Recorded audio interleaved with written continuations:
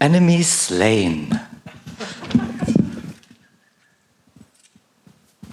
Well, so that was actually my passion project from 2017 when I was still in high school. So this is the map. It's basically just 6 clicks I wanted to automate. So first one, basically there's a treasure hunter that's supposed to come down from the top. There's no one here.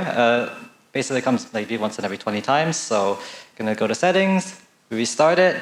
Now there's one that has a treasure hunter in the top. We're gonna go and start the wave, get the lightning, boom, and pick up the loot. And that's it. Simple, right? I should just be able to automate that very quickly.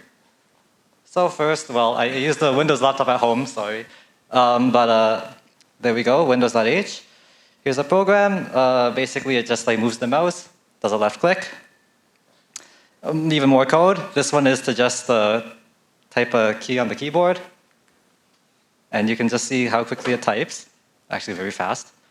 And then another one, even like way too much code. But it's probably easier to see how it works. It just looks at a pixel, and then as soon as you see like the color changes or like matches the RGB that you want, it just gets it. All right, so now let's just revisit the problem with these new macros in hand. So first, I'm just going to put a pixel detection at the top, nothing detected. So again, settings, click the restart. Now this time, it detects something, so I can use like a keyboard shortcut, like the letter A, for instance, to trigger that wave to come. Select that spell, lightning. And then just after 10 seconds, I'll just strike the middle of the path. Hopefully I get most of them. Pick up the loot. Great, that's it. So then, lo and behold, but this time I'm smart. Of course, missed. So that's what happened. Evaded to the edges, and then also sometimes the 10 seconds wasn't that great. It would be too early, it would be too late. I missed a lot of them. Not that great. So what do I do? So I thought for some time, and I remembered like, oh, you know, like in the bank they have those vaults in those movies, all the lasers and all that. So what I did is I just basically put 5 lasers, 5 pixel detectors, and on the edges as well. Hopefully it would grab it, and it did. Also, I just realized I tunnel visioned into like putting the lightning, which is really small. So I just used a really big blizzard, and you can just kind of see. I should have not restarted it so many times, but you can see basically the next one. Yep. Basically it just works like that. The treasure hunter will come down. Boom. Pick up the loot. And that's basically it. So now I have a 24/7 running automation. But I just thought like, okay, it runs 24/7, but I looked at my school schedule, and I thought, hey, I got this spare. I want to play early in the morning, but I can only log in on one device at a time. So once I log into that spare, afterwards, I won't be farming after that spare. The whole day is gone. So how can I tell my computer at home to actually like stop this program so that I can play at school and then restart later? Email it. So I just sent an email to myself. It looks for those white pixels of the new email coming in. And then it would read it, and then when I was done playing in the spare, I'd send another email. It would detect the white pixel of the new email coming in, mark it as read, and then it would close out the old stale one, open up Chrome. Nice thing about Chrome is you got the previously used one. You can easily just click it there.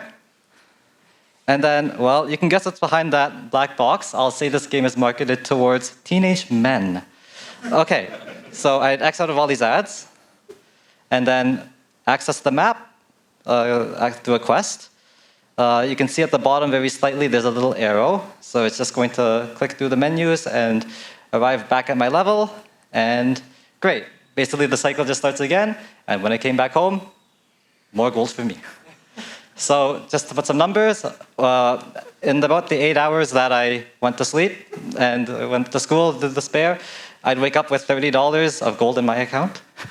But, of course, you know, my parents, they weren't so happy. They'd see the computer crunching, the screen was off. They'd say, Andrew, you're doing something freaky on the computer? And I thought, don't touch it. No. And also, of course, during the day, on peak electricity, that sucks. lot of electricity with them. But wait, there was a massive development that really changed everything. 1 month later, the game shut down. End of it. So just some tips quickly. First of all, sometimes when you want to open a program like Chrome or something, what I found is sometimes when you program and then you click it for the first time, it just opens up really quickly. But then every once in a while, yeah, it will take a while to open up. So basically, now my screen, let's say, is all black. I can just basically look for a white pixel anywhere.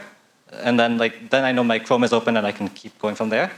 The second one is for when you're a human using the computer, usually you click stuff around and that's fine.